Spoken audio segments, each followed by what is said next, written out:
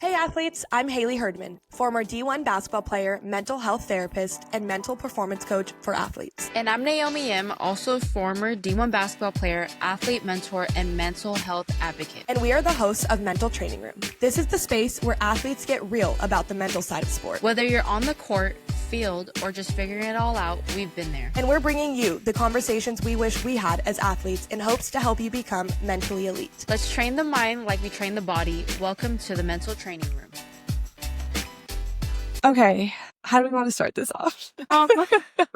Okay, we only have one mic today because the other mic isn't freaking working. They're trying to be professional podcasters, but it's just like really not on our side. But we're persevering and we're doing our best, and that's all that matters. But anyways, so we're here today before our alumni game. Yes. Which, contrary to what many people think, everyone's like, "Oh my God, are you playing?" No. We're not playing. It's just like we go, and I mean, it makes sense to me because we would always host them like when we were playing. But we're going to watch, and then I think we like are honored at halftime, but we're getting free mimosas before and just being very alumni-ish. Yeah. But I'll kind of let you go into why you want to talk about what we're going to talk about today. Okay, so I think it was Tuesday, I went to one of my closest friends' game openers at USC. She plays for USC. And before that, I drove down early because of the traffic, and my boyfriend and I just walked around the campus for probably 2 hours. And when I tell you, like, just seeing all of the students, and mostly the students, because the athletes weren't sitting outside, and you can tell the athletes from the regular students because they're wearing USC head to toe. But the regular students were just all sitting it's called like the village. And they're just sitting, talking. We just walked through the campus. We didn't know where we were going, but I just felt so sad. And I called Haley, but I wanted to talk about it on the podcast because I feel like I'm in the grieving process where it's like I was angry at first and now I'm sad about just our college experience and how we didn't really embrace like the moment we were in because we're never going to get that time back. And obviously just like high school, college is the same. Like you're never going to have a time where you're with your friends all this. You don't really have many responsibilities other than whether you play sports or a job. Yeah, I'm just like so sad about that. It's an interesting process though, because it's like, I always think back to, I wish we in our bodies now could go back. Like I would never want to redo it in the state that we're in. But then it's like, you don't know what you don't know. Exactly. So we would have never been able, like we wouldn't be who we are today now if we didn't have the lessons that we learned in college. I completely agree with you on like the grieving part of it. And literally like the stages of grief. There's the denial, anger, depression, bargaining, and acceptance. And I feel like there's no linear way to experience it. They can all like happen at once. They can happen around different times. But I feel like for our college experience, like it's going to be a lifelong process of seriously grieving what we didn't have and I like to remind myself too, when I see everything that's like happening now, like, because obviously everything is way more published just on a greater scale.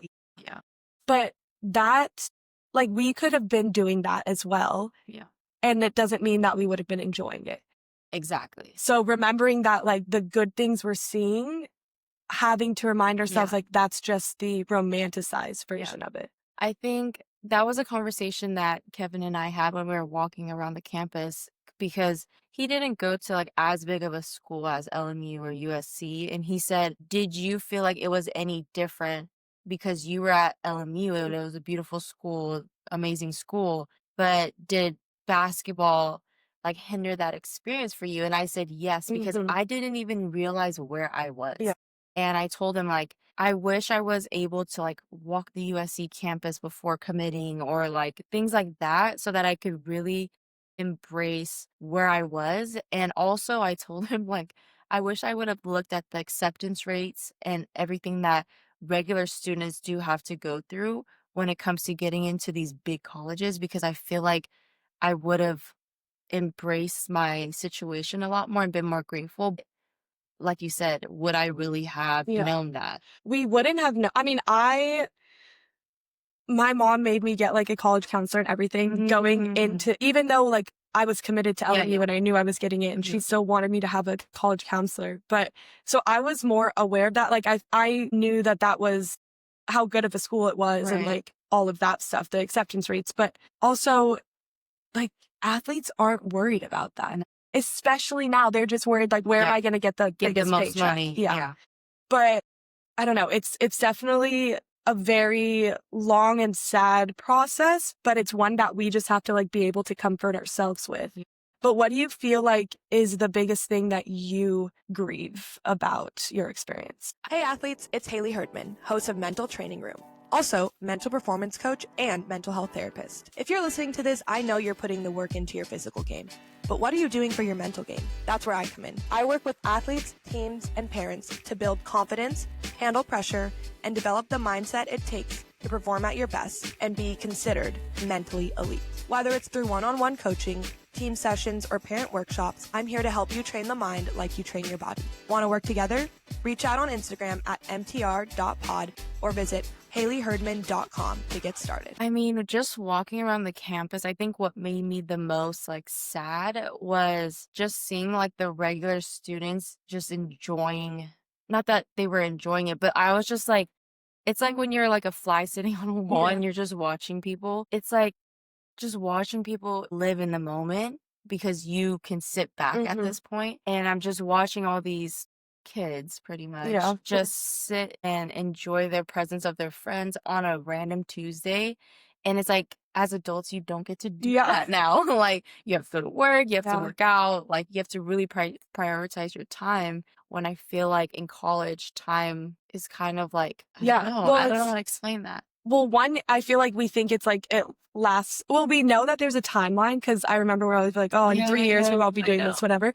But at the same time, it doesn't feel like it's ever going to end when you're in it. Day by day, yeah. And I think that's the same. That's the same for anything in life. But with college and being a collegiate athlete, and even this is like for anyone in college, like you said, like there's friends everywhere. You have friends living down this, like literally living next door. Yeah. And that was one thing too that I feel like is just a huge transition, and the loss of that social life is like, I think I sent you a video the other day, but it's like you wake up and it's like you're blasting music at like 7 a.m. in the locker room, which I remember like, I don't want to even think that's too much, but you don't realize how much. I think that's what like I would want to say to athletes or to anyone in college is enjoy the socialization of it. Yeah. Like find what works for you in that and really embrace it, because that is not like, even in high school, your friends are close to you. Right. You're playing on club teams. Maybe they're not as close, but everyone for the most part, like you know when you're going to see each other. Yeah. But you and I are here like texting each other every day. Count down Sunday, we see us every single like literally like counting down the days so we can see each other. And I think that's what makes, even though we had such a hard time in college, real life now makes you want to kind of like go back, because it seems like, oh, you know, you get to see your friends every day. You're like in this structured place. You feel like you really have that purpose. Yeah. You're like serving a purpose. When you go to bed, you're like, I know I did everything today. Yeah. And now for me, it's at least like, we strive to figure things out to fill our time and our day, which we never had that problem in college. But what would your biggest like grieving thing be for this process? I think like the biggest thing that I'm grieving, I think it's honestly like only playing for Coach A for a year. Like I'm so obviously grateful for it, that, and I always say like I ended college on such a positive note, but now seeing like all the girls that love her and like that are really benefiting from all the amazing things she's bringing into the program, like that makes me really sad, honestly. Like, because like they just got the new offices. Like I had the locker room for a year, but like I know she like gives that, there's so many perks now. And obviously, again, I'm sure there's on a daily basis, like people get frustrated with the coaches or whatever it might be. Like that's normal. But from the outside, it's like that. And I only had it for literally like a blink of an eye. Like to think that she had such an impact on me, but I only had it for a year. and there's girls that are going to have her for 4 years. Like that makes me, I don't know, that just makes me really sad. And damn, I just wish I was able to enjoy more of that experience because that was slowly me coming back to myself that senior year of college. Yeah. Do you think that when you transferred to CBU, you gained any new perspectives or like a new mindset going into that year that maybe helped you a little bit more and like not have the same experience? No, not have the same. I feel like the biggest perspective that I think I would have, like looking back now, I think I learned your perspective is everything, and how you take anything and how you perceive something is in your control. And whether the situation from an outside perspective is negative or positive, you get to determine that. And your mindset, your perspective, how you handle the situation is all in your control, which a lot of times, like we always say, like athletes don't feel in control a lot. So I think that was my biggest perspective change, was to understand like I do have control. Whether it's how I like it or not, that's not in my control. Like me not getting to play as much as I wanted to, whatever, that wasn't in my control. But how I approached practice every day, how my mindset was going into practices, knowing I might not play that much that week, it didn't matter because that was what I could have controlled to determine my happiness. So Yeah. And I think that's, I'm sure, was very great for you because I think a lot of the times we both felt. Because I did the opposite at LMU. Right. I was going to say. I did not act like that at LMU. So yes. Yeah, we both thought that because we were actively like literally being traumatized. Yeah. And we didn't know how to deal with it. Or get out of the hole. Yes. Yeah. That's huge. Yeah. Very huge. Because we just like kept digging ourselves into it. And we like were sitting in that every single day. And like, I think we wanted to. Yeah. In a sense. Yeah. But what's interesting about us too is that even though we were feeling the same way, we portrayed it differently. Yes. Which is like, and it just goes to show you like there's no right answer. Like when you don't have the tools, you don't, and I wouldn't say the way either of us responded was healthy. Like I would say they're completely like almost opposite. Yeah. Like I would not turn, like I turned so introverted where it's like, I'm going to do everything that everyone's telling me. Yeah. And then you were like, I mean, I don't know. Like the opposite of that.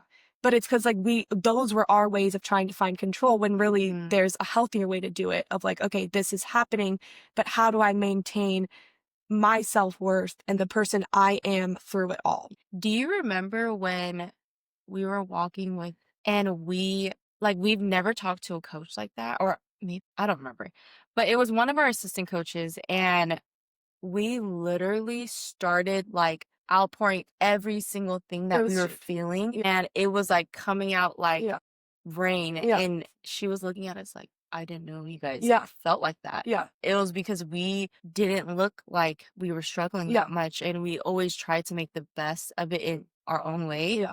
But yeah, that's what I did. Yeah. Because when we said we were struggling, or if we were to have, or if other people were, we saw them being penalized.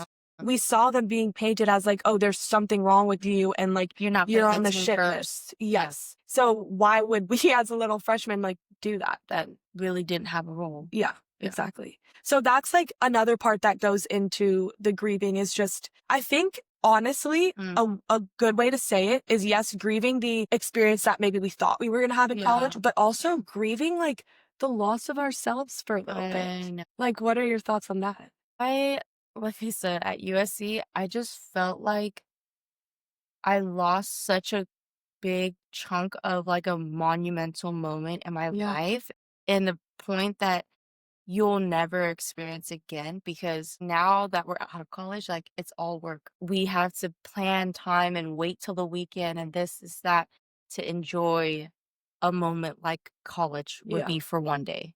And so that's like the biggest like mourning part for me, is like in this process now of like sadness of my grief. It's just, I wish I would have enjoyed where I was. And I didn't realize at all what I was missing out on. Yeah. But we couldn't have enjoyed it. Like genuine, like I don't think Yeah. the way that we felt, there was no way to have enjoyed it unless our future selves literally were to have come and hold us. Because there was no guidance. There was no guidance in Yeah. that perspective. Yeah. What about you? Yeah, I don't think that, I think it's more so the part of like, yeah, the thing that gets me is the grieving the loss of myself in that time. Wait, and that's actually really sad. I know. That's so sad. 4 years. Yeah. 4 years. And like 4 developmental That's years what I'm saying. where I didn't do anything but play basketball because that's, again, that was my control. Like, especially because like the talent for me didn't come naturally. And so obviously I was basing my self-worth off of my performance. So I'm like, I'm going to continue to put everything into my performance. Well, I went out like a few times, but like I would never go out on the weekends. We never did. No, because I was so like, I need to get my sleep. I need to be on it. I need to be ready for Monday. Like literally living for just the next day once the practice or whatever was over. Yeah. And like, yeah, That's sad. like, Sad. and then it's like, okay, we spent these 4 years with these people and like how we barely, I mean, we're friends with some of our teammates, but like you think that they're going to be around the rest of your life and some of them you just don't even talk to anymore, Yeah. which is wild. This episode is sponsored by Defend USA, performance and recovery apparel designed for athletes who know that the mental and physical recovery go hand in hand. Defend's graduated compression technology enhances performance by improving circulation, reducing muscle fatigue, and increasing endurance during workouts. Designed for athletes of all levels, it also supports faster recovery by minimizing soreness and promoting better post-training blood flow. Just like we train the mind, we have to take care of the body.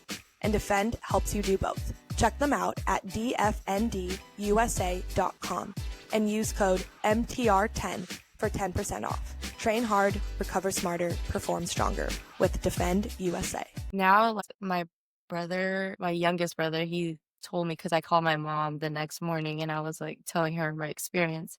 My younger brother is going to school and he's in high school and he's like, you live too much in the past. Oh, He said that. And for me, I'm like, you're going to be there one day. Like, Yeah. you're going to be talking like this one day too. But I don't know. Do we live too much in the past? that's such a good question. Yeah.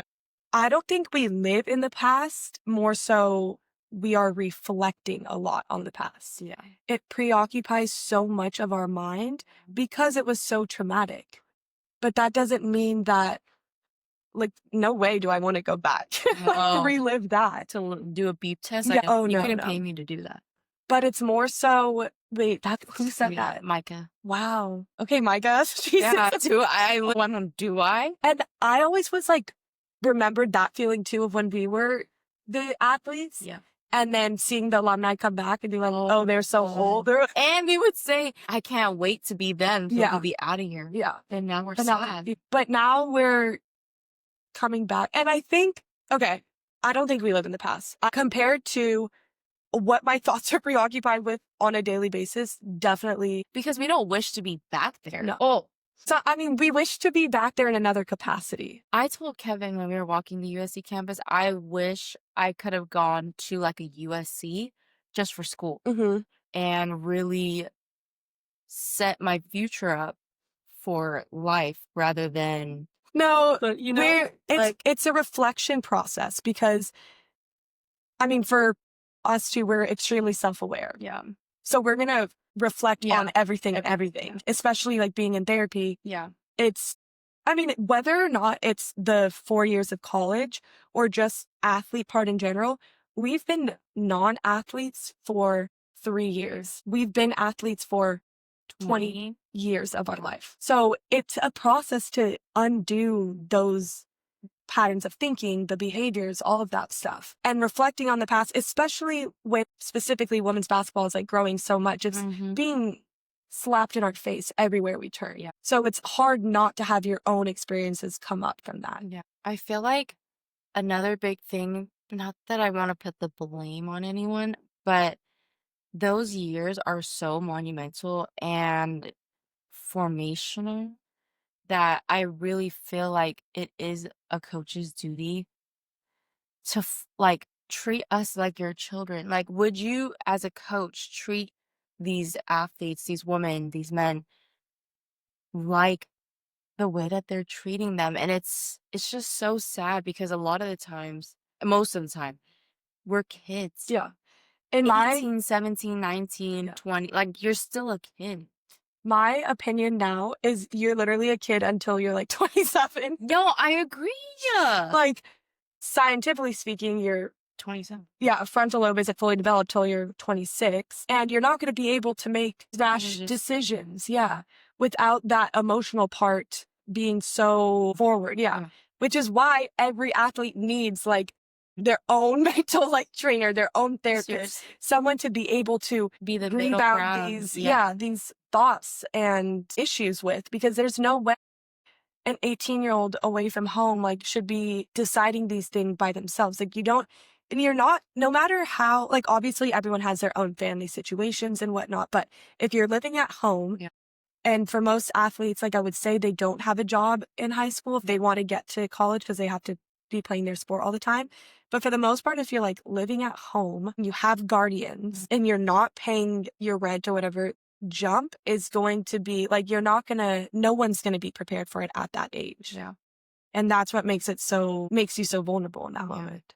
I feel like what you said was so good, and I feel like we need to post that. But you saying like athletes need somebody to be rebounding their thoughts. Like, that is so true because these athletes already internalize so much. There's so many moving parts in their one day of life. There's 50 things going on. And so a lot of it is also emotional thoughts. And like you said, you always say like one person has how many thoughts a day? It's like 60 to 80,000. And for an athlete's probably more because they have 10 things that they're worried about. And so I think that is why so many athletes, or from professional to college, like the suicide rates are so high because it's so much they're having to endure and handle mentally that you just naturally can't handle it. So, And your thoughts, whether or not they're real, they become your they reality. become real. Yeah. And that's the hardest part. And I think that's what it was for us, is now we're able to be away from it and be like, our thoughts aren't the reality. Yeah. But sometimes people don't even get to that point. Yeah. So, But so it's basketball season and we're grieving. we're going to our alumni game like the old people. But again, I think the best thing to do for athletes that are grieving, that are going through the same thing, no matter where you're at in life, like athletes, professional women athletes who have to stop at like 40, like that, imagine going through that like in 20 years. So I'm glad that we're able to go through it now, figure it out, because 20s are all about figuring it out, honestly. And for athletes that are grieving, is creating the connection with your sport and with your experience that's most comforting for you. Like I think that's why like we obviously love each other for so many reasons, but one of the biggest things that I always say hanging out with you is like, you just feel so safe. Like, because we know what each other was going through during that time. We're very open about our feelings now. And it makes me feel connected to like past version. Like, it's very healing for the both of us. I agree. So doing what it takes for you to heal. I remember actually the first year after graduating, I had to like mute like some teams on my Instagram because like I just didn't want to see it. Like, I was watching the games, but I just didn't want to see the like behind the scenes stuff. But now I'm able to remember like, okay, not projecting the experience I wish I had, but actually remembering my experience. It's like, okay, don't want to go back to that, but how can I still like have this healthy relationship with the sport and with my experience? And that's like hanging out with teammates, going to watch teammates still play, shooting around with my little brother, like all of that stuff. And again, I think my career is a big part of that too, is helping athletes feel equipped with the tools so that hopefully they don't have the same experience. Yeah. And also enjoying, like, it makes me enjoy the present moment right now so much more because we didn't then. So reminding myself of, like, I agree. Yeah. Like, how can I be present now? Even if it's doing like annoying work stuff. Yeah. It's being present now and being able to practice the things that I didn't practice then to make sure that I'm not losing another like 4 years of my life. We'll continue to grieve together. Yeah. Any final words? My final words are If you're in college now, Yeah, if you're in college now, just stay present, be grateful for where your feet are because you could be working a 9 to 5 and you don't want and it. it's not fun. But Find the things that bring you joy even in the midst of chaos, because there's always going to be something. yeah, And one day, even though you might not think it, you probably will want to be back to where you're at right now. I think of it, I think What's about to come out of your mouth? I think this is the saying, what's harder? Both things are hard. Being broke and having a lot of money. Which hard would you like to choose? So Which hard would you like to choose? That's it for today in the mental training room. Make sure to follow us on Instagram at mtr.pod to stay up to date with all things mental training.